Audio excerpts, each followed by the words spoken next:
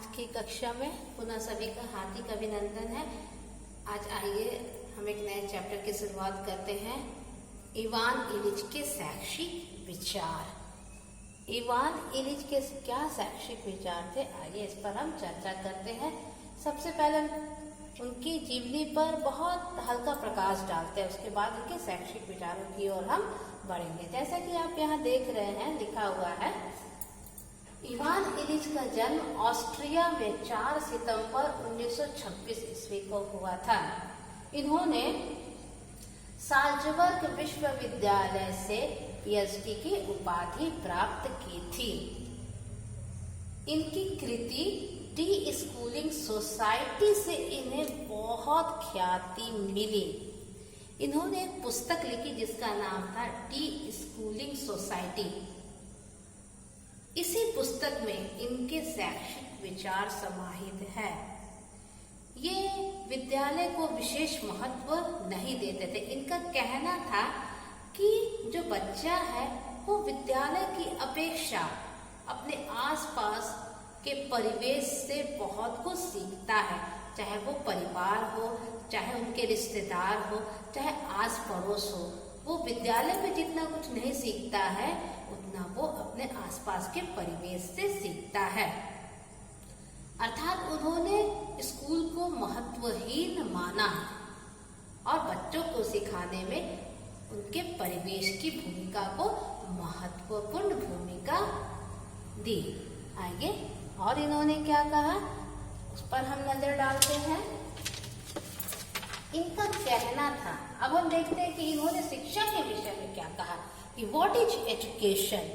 किसी भी शिक्षाविद को जब हम पढ़ेंगे तो सबसे पहले देखेंगे कि उन्होंने शिक्षा के विषय में क्या कहा है।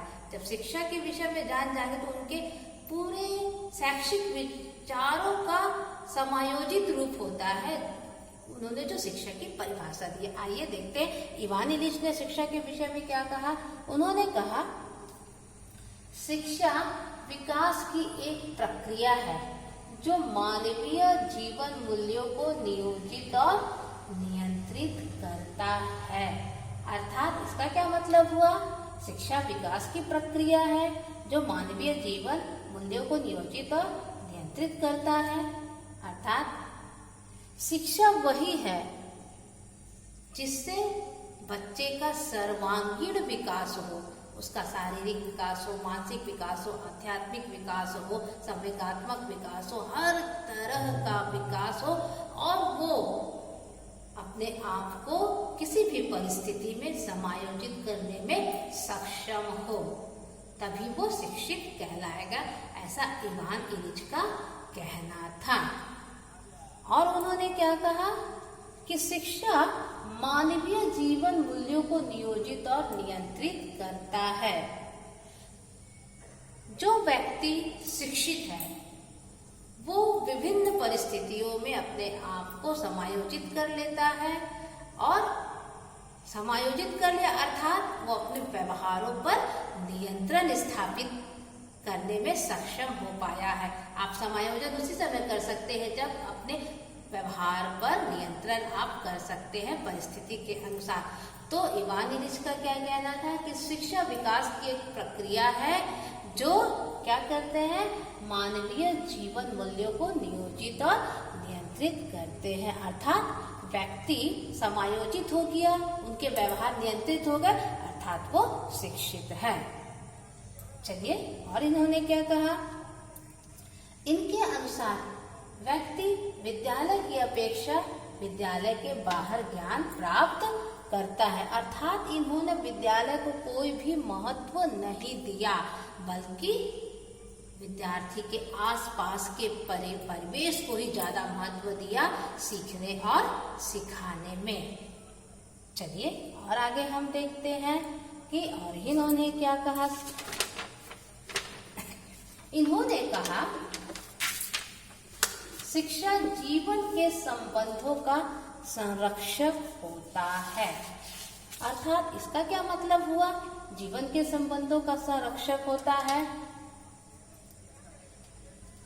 जो व्यक्ति शिक्षित है वो समझ जाता है कि अपने संबंधों को कैसे हमको सुरक्षित रखना है। अपने माता पिता के साथ जो संबंध है, अपने रिश्तेदारों के साथ जो संबंध है, अपने शिक्षक के साथ जो संबंध है, अपने मित्र के साथ जो संबंध है, वो कैसे संरक्षित रखना है, ऐसा इवान इलिच कहते थे। और उनका एक बात हमेशा ध्यान रखिएगा, उन्होंने विद्यालय की भूमिका को नगण्य बताया है, बल्कि आसपास के परिवेश को ही शिक्षा का महत्वपूर्ण साधन माना है, अर्थात अनौपचारिक शिक्षा को वो महत्व देते हैं। चलिए आगे और आगे देखते हैं इन्होंने क्या कहा। इन्होंने कहा कि व्यक्ति के स्वभाव को उन्मुक्त रूप से विकसित होने देना चाहिए। और इन्होंने कहा कि व्यक्ति के हित सर्वोपरि होते हैं, अर्थात व्यक्ति पर, अर्थात व्यक्ति का मतलब क्या, विद्यार्थी पर किसी प्रकार का दबाव नहीं होना चाहिए, उनको विभिन्न स्वतंत्रता मिलनी चाहिए, तभी वो बेहतर तरीके से सीख पाएंगे और चिंतन करने में सक्षम हो पाएंगे और अध्ययन में रुचि लेंगे।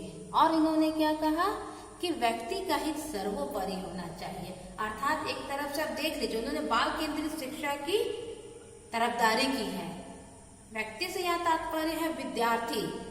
सबसे पहले हमको विद्यार्थी पर विशेष ध्यान देना है, उसके बाद अन्य बातों पर ध्यान देना है, अर्थात विद्यार्थी के लिए जो अच्छा हो वही काम करना है, चाहे वो शिक्षण विधि हो, चाहे अध्यापक का व्यवहार हो, चाहे विद्यालय का वातावरण हो, सब कुछ क्या होने चाहिए, बच्चों के अनुकूल होने चाहिए, व्यक्ति के अनुकूल होने चाहिए। यद्यपि उन्होंने स्कूल को उतना महत्व नहीं दिया, लेकिन जब औपचारिक शिक्षा को एकदम समाप्त नहीं कर सकते हैं, तब उस स्थिति में उन्होंने कहा कि इस तरह से बच्चों के साथ उनके हित को सर्वोपरि रखना चाहिए, अर्थात बाल केंद्रित शिक्षा की इन्होंने तरफदारी की।